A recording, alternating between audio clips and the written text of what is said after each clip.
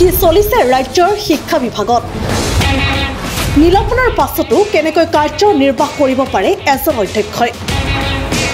নিলম্বিত অধ্যক্ষ মেহবুব ইছলামৰ মতে উঠা বহা কৰে নেকি শিক্ষা সঞ্চালক মমতা হুজাই অন্যথা মমতা হুজাইৰ জ্ঞাতসাৰে কেনেকৈ চকীত দুমাহী বিৰাজমান আছিল অধ্যক্ষ মেহবুব ইছলাম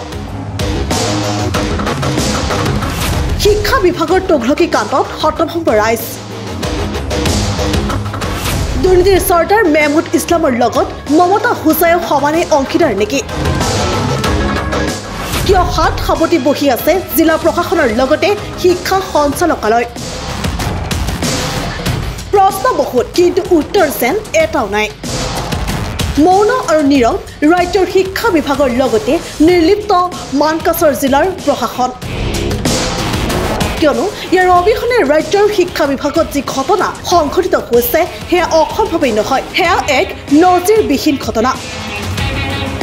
দক্ষিণ শালমাৰাৰ মানকাছৰ কাকুৰিপাৰা আজিতোলা উচ্চতৰ মাধ্যমিক বিদ্যালয়ত যি ঘটিছে সেয়াই প্ৰমাণ কৰিছে যে বৰ্তমান শিক্ষা বিভাগত চলি থকা চৰম নৈৰাজ্যৰ কথা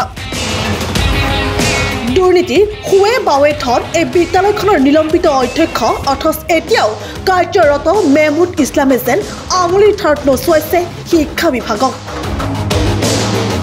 এই বিষয়াজনৰ বিদ্যালয়ৰ নামত কৰা ব্যাপক দুৰ্নীতিৰ লগতে নিলম্বন হোৱাৰ পিছতো অধ্যক্ষজনে অনিয়ম আৰু অনীতিৰে চকী খামুচি বহি থকা কথাটো প্ৰতিবিম্ব লাইভত সবিস্তাৰে প্ৰকাশ কৰা হৈছিল এই ঘটনাৰে সাঙুৰ খোৱা প্ৰত্যেকজন ব্যক্তিৰ কথাও সমানে প্ৰকাশ কৰিছিলোঁ আমি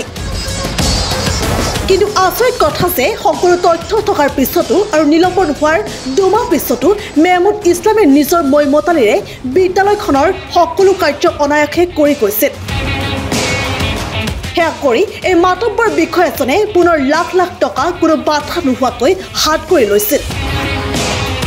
যাৰ ফলত এতিয়া সচেতন মহলে প্ৰশ্ন কৰিছে ৰাজ্যৰ শিক্ষা বিভাগে কিয় এতিয়াও হাত সাৱটি বহি আছে শিক্ষা সচিব মমতা হুজাইৰ স্থিতিক লৈও সন্দেহ ঘনীভূত হৈ পৰিছে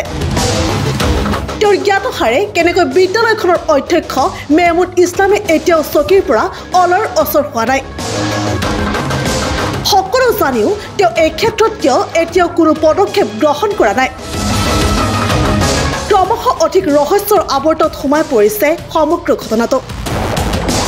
মানকাছাৰৰ পৰা তুষাৰ আলমৰ ৰিপৰ্ট প্ৰতিবিম্ব লাইভ